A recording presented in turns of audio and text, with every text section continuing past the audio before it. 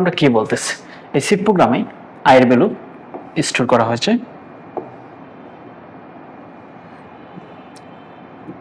8, এখানে আই এর ভ্যালু আছে 8। দেন বলা হচ্ছে K equal I plus plus.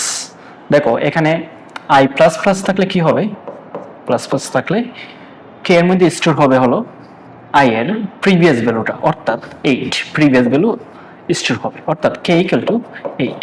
কিন্তু আই এর ভ্যালু প্লাস প্লাস দেওয়ার কারণে আই এর ভ্যালু কিন্তু ঠিকই আপডেট হবে, আই এর ভ্যালু আপডেট হয়ে 8 থেকে 9 হয়ে যাবে, বাট কে এর মধ্যে স্টোর হবে প্রিভিয়াস ভ্যালু।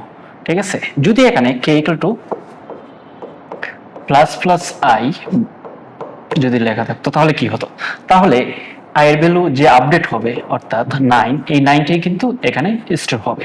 তাহলে আমরা কি দেখলাম, আই প্লাস প্লাস থাকলে অর্থাৎ এরকম থাকলে সেটা হলো প্রিভিয়াস ভ্যালু, কোনো একটা ভেরিয়েবল যদি ইকুয়াল লেখা থাকে তাহলে সেটা প্রিভিয়াস ভ্যালু কে এর মধ্যে স্টোর হবে। বাট যদি প্লাস প্লাস আই থাকে তাহলে সেটা আই এর আপডেট ভ্যালুটা স্টোর হবে। তাহলে এখানে যেহেতু আই প্লাস প্লাস, তাহলে আমরা কি জানি প্রিভিয়াস ভ্যালুটাই এখানে স্টোর হতে থাকবে। সো কে এর ভ্যালু হবে 8 এবং আই এর ভ্যালু 9। ঠিক আছে, সো এখানে প্রিন্টফে কি ইনস্ট্রাকশন দেওয়া আছে, আই এন কে %d, অর্থাৎ ইন্টিজার টাইপ দুইটা ডাটা আউটপুট হিসাবে দেখাবে। প্রথম ডাটাটা আই, দ্বিতীয় ডাটাটা কে এর ভ্যালু।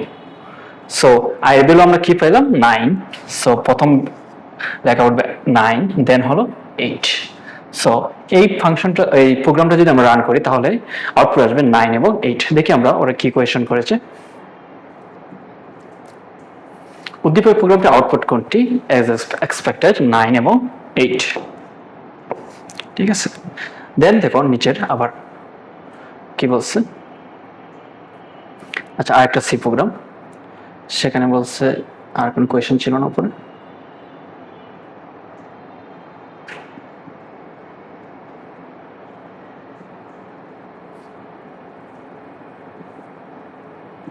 ওকে, সো এখানে কি বলছে,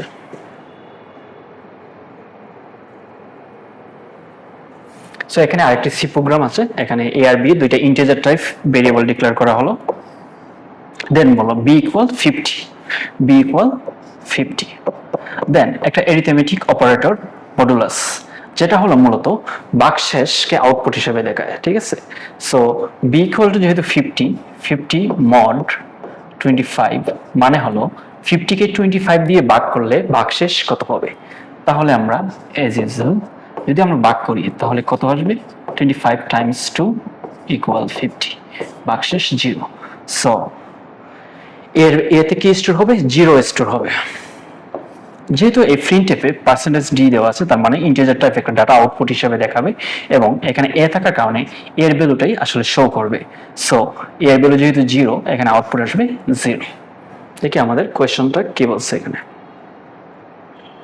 প্রোগ্রামটি আউটপুট কত, তাহলে কারেক্ট অ্যান্সার হবে 0।